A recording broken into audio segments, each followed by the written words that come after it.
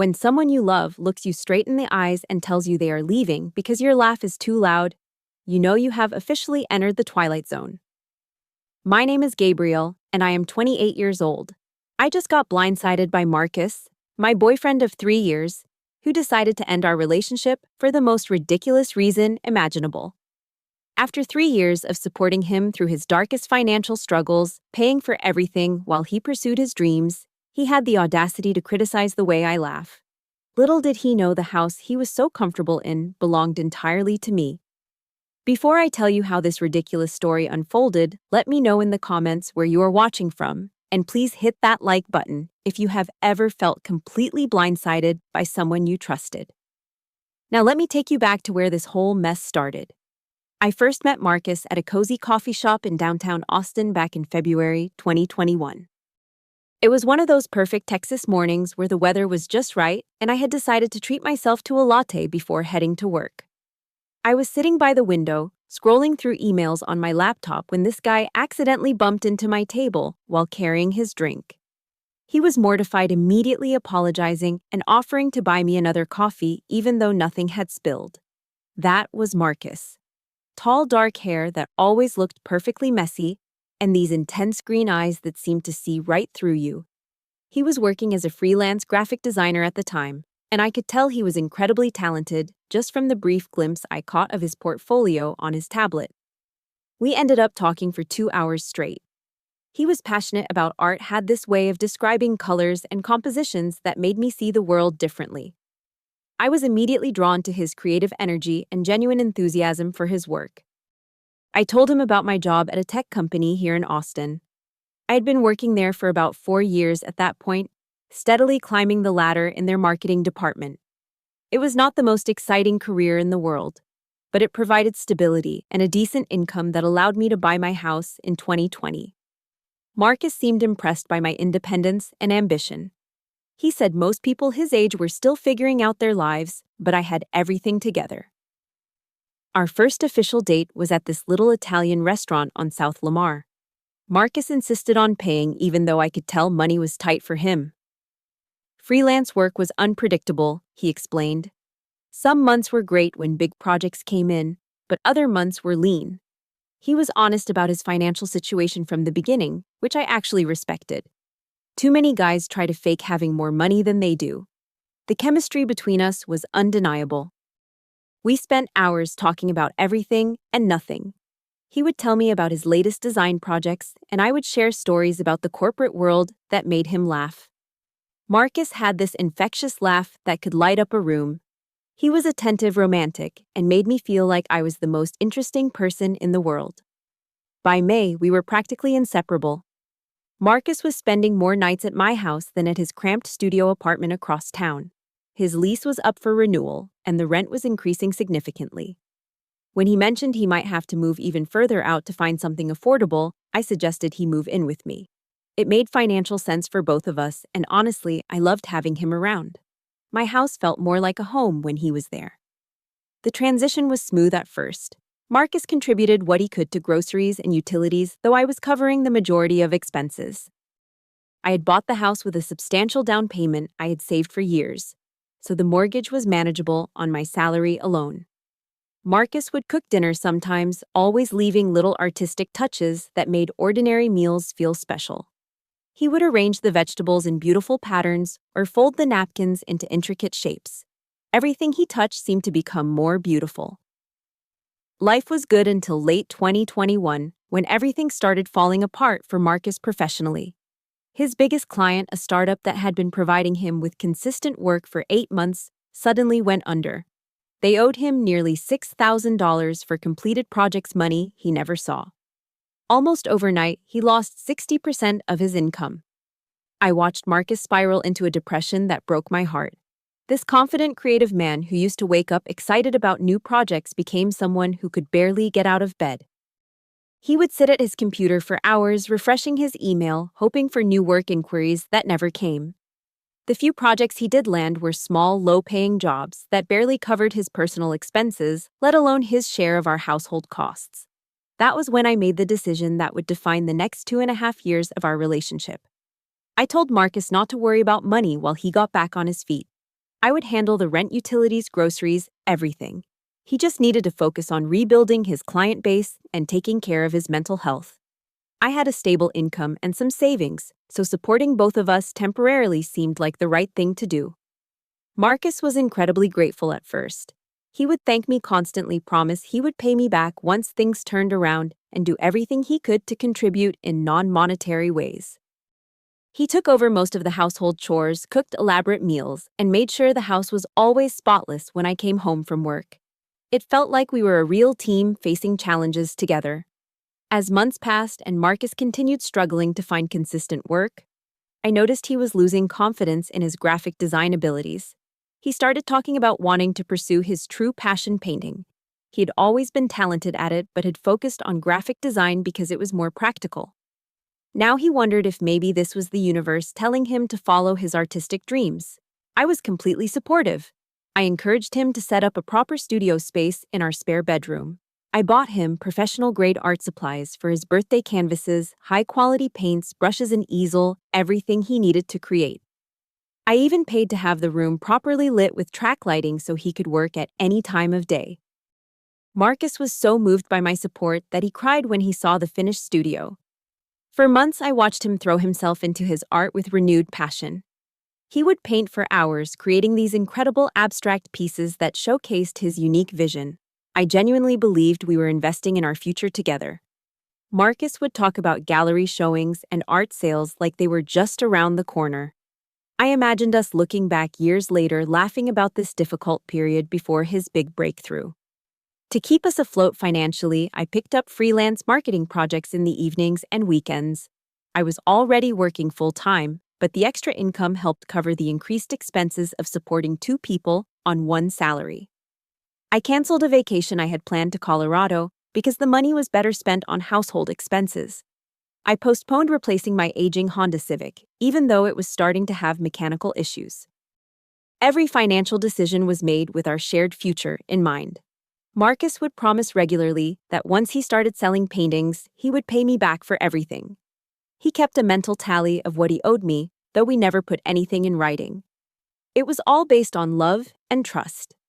I believed completely that we were building something together, that his success would be our success. Things started to shift in early 2023. Marcus finally began selling some of his paintings through a local art collective. It was not a lot of money at first, maybe $300 or $400 a month, but it was something. I was thrilled for him and proud that my faith in his talent was being validated. Finally, his hard work was paying off. However, instead of gratitude, I started noticing subtle changes in Marcus's attitude. The constant thanks and promises to pay me back became less frequent.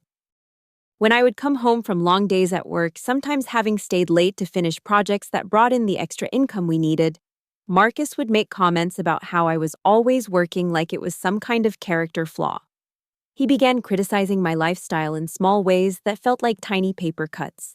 He would say things like I was too materialistic because I enjoyed buying nice skincare products or getting my hair done occasionally. Keep in mind, these were treats I allowed myself maybe once every few months, and only when our budget could handle it. Marcus started acting like my corporate job was somehow less meaningful than his art. The comments about my work schedule were particularly frustrating. Yes, I was working more hours than usual, but that was because I was supporting both of us. I would come home exhausted from a full day at the office, followed by 3 hours of freelance work, and Marcus would be in his studio with paint on his hands, complaining that I never had time to appreciate his latest creation. When Marcus did start earning a few $100s a month from his art sales, I expected he would want to contribute something toward our household expenses. After all, I had been covering his share of everything for over a year at that point. But when I gently suggested that maybe he could start paying for groceries or splitting the utility bills, he would get defensive. Marcus would argue that artistic income was different from regular income. He said I could not expect him to operate on the same financial timeline as someone with a corporate salary. Art sales were unpredictable, he explained, and he needed to reinvest most of his earnings back into supplies and marketing his work. Somehow, I always ended up feeling guilty for even bringing up money. The dynamic in our house started to feel increasingly unbalanced. Marcus would invite his artist friends over for dinner parties that I ended up paying for and cleaning up after. He never asked if I minded hosting, or if the timing worked with my schedule. He just assumed that since I made the money, I could afford it, and since I was not an artist, my time was less valuable. I started feeling like a financial provider rather than a partner. Marcus would talk about our house like it was his space too, making decisions about decorating or hosting without consulting me. He criticized my furniture choices, saying they lacked artistic vision. He wanted to hang his paintings throughout the house, which I was happy to do, but he also wanted to remove or replace pieces I loved because they did not fit his aesthetic. The breaking point was slowly building. Marcus developed this habit of nitpicking everything I did. If I cooked dinner, he would suggest different seasonings or cooking methods. If I chose a restaurant for date night, he would mention how the atmosphere was not very inspiring. If I laughed at something funny on television, he would comment that my laugh was too loud or that mainstream comedy was not very sophisticated. I found myself walking on eggshells in my own home, constantly second-guessing my natural reactions and preferences. I started watching comedies with headphones so my laugh would not bother him. I began asking his opinion on everything from what to wear, to what music, to play in the car.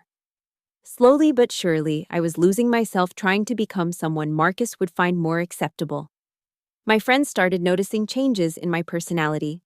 Sarah, my college roommate, who had become a successful lawyer, would comment that I seemed more anxious and less confident than usual. When we would go out for drinks, I would catch myself apologizing for things that did not require apologies or asking for permission to express opinions I'd always felt comfortable sharing. By October 2024, Marcus was selling paintings regularly and making somewhere between $800 and $1,200 per month. It was still not enough to live independently in Austin, but it was substantial income that could have covered his share of utilities, groceries, and other household expenses. Yet somehow I was still paying for everything. The night that changed everything started out so hopefully. I had received a promotion at work that came with a significant salary increase and better benefits. After 2 years of working extra hours and taking on freelance projects to support us, I finally felt like I could breathe financially. I planned a special dinner to share the good news with Marcus and celebrate how far we had both come. I spent the afternoon preparing his favorite meal, lasagna, from scratch with homemade garlic bread. I set the table with candles and opened a bottle of wine I had been saving for a special occasion. I was excited to tell Marcus about my promotion and discuss how this new financial stability could benefit both of us. Maybe he could finally pursue that solo gallery showing he had been dreaming about. When Marcus walked through the door that Friday evening, I immediately knew something was wrong. His usual warm greeting was replaced by a cold nod. He looked around at the dinner I had prepared with what I can only describe as distaste. Instead of asking about my day or noticing the special effort I'd made, he sat down heavily and said the words that would haunt me for weeks. "We need to talk. This is not working anymore." I felt like the ground had shifted beneath me.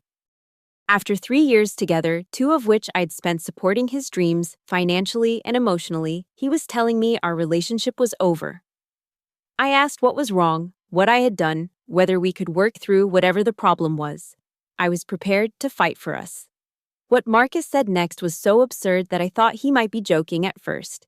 He told me that my laugh was embarrassing when we were out with his artist friends. He said I was too corporate, too materialistic, and that I did not understand the creative soul. According to Marcus, I was suffocating him with my need to manage his life, and he felt like he could not be his authentic self around me. I tried to explain that everything I had done was to support him, that I believed in his talent and wanted to help him succeed. Marcus looked at me with this cold expression and said that was exactly the problem. He did not need my charity anymore. He had found his footing as an artist, and now my support felt condescending rather than loving. Then came the final blow. Marcus admitted that he had been seeing someone else, an art gallery owner named Isla, who truly understood his artistic vision. They had been connecting spiritually and artistically for the past 2 months. Isla appreciated silence and sophisticated humor, unlike me with my loud laugh and mainstream entertainment preferences. I sat in stunned silence as Marcus packed a suitcase with clothes and a few personal items. He said he would come back later for the rest of his things, but he needed to get out of this suffocating environment immediately. He was going to stay with Isla temporarily while he figured out his next steps. As he walked out the door, I felt like I was watching my life collapse in slow motion. For 3 days, I barely functioned. I called in sick to work and spent most of the time crying on the couch where Marcus and I used to watch movies together. I kept replaying our relationship, wondering how I had misread everything so completely. Had I really been suffocating? Was I too controlling? Maybe Marcus was right that I did not understand artists.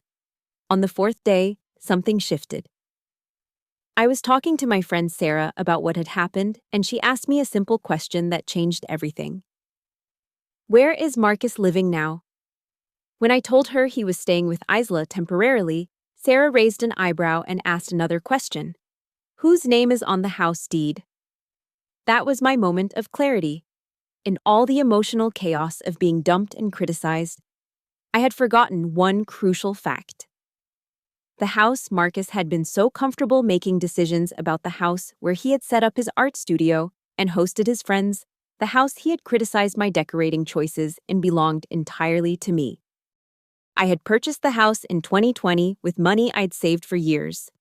Marcus had never contributed a single dollar to the down payment, closing costs, or mortgage payments. Legally, he was not a tenant with rights. He was simply someone who had been living in my house with my permission. Permission I could revoke at any time.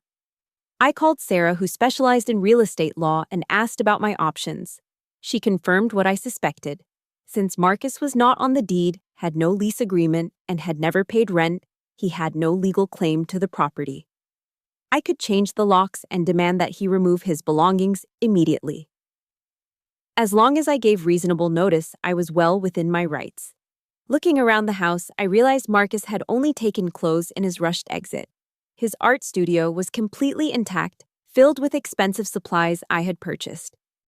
His paintings, both finished and in progress, were still hanging on the walls and stacked in the spare bedroom. His books, furniture contributions, kitchen gadgets, and electronic equipment were all still there. He had assumed he could retrieve everything gradually on his own timeline. That assumption was about to prove costly. I spent Saturday researching my options and planning my next moves. I contacted a locksmith and scheduled an appointment for Sunday afternoon.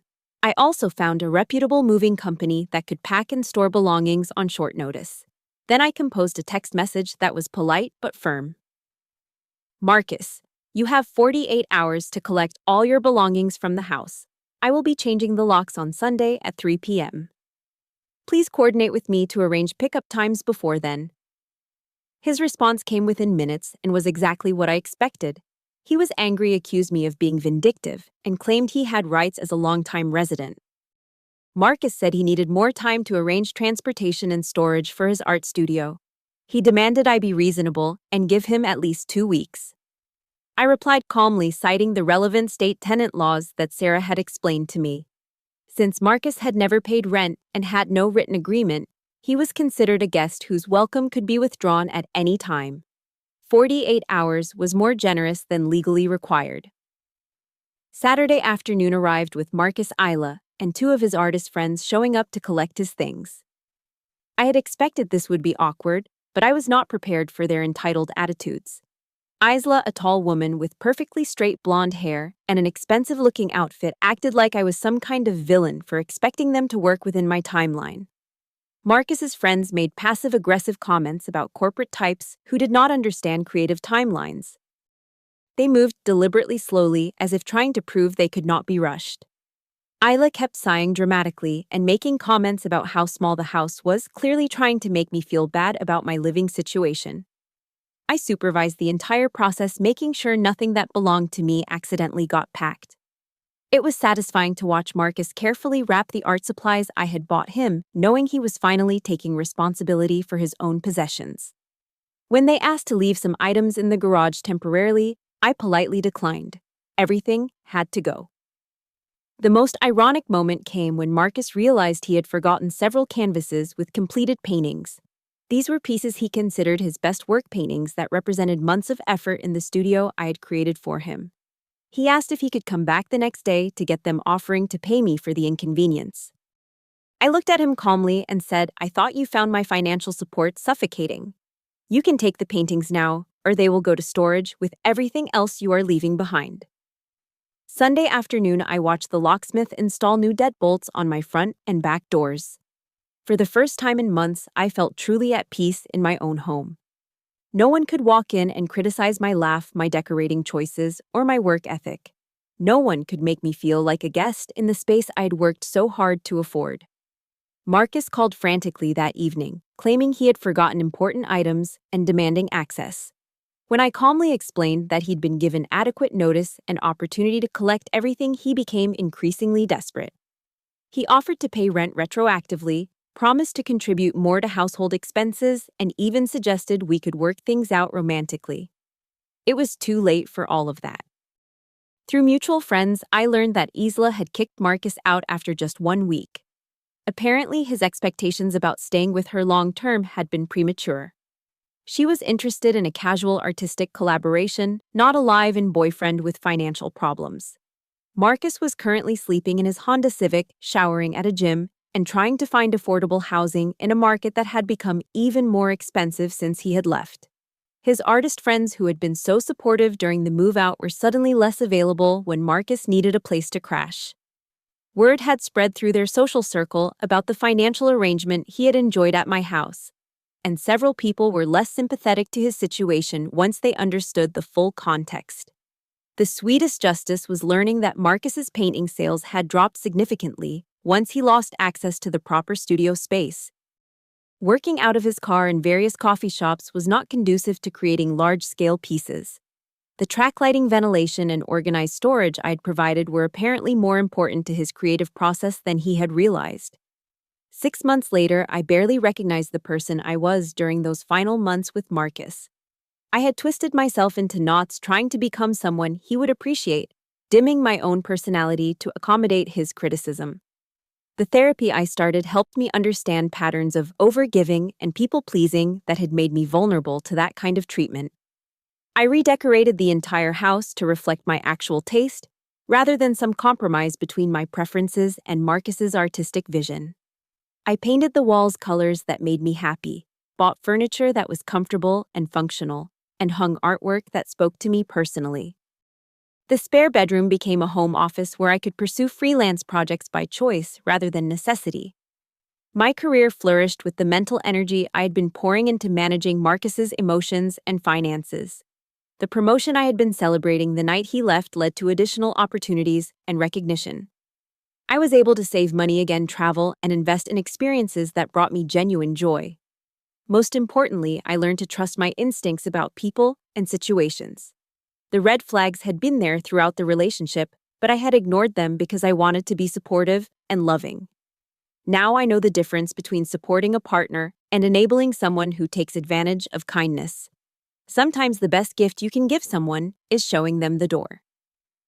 Marcus learned that lesson the hard way when he discovered that the comfortable life he had been criticizing was not as easy to replace as he thought. And I learned that my laugh, my work ethic, and my generous spirit are not flaws to be managed, but strengths to be appreciated by the right person.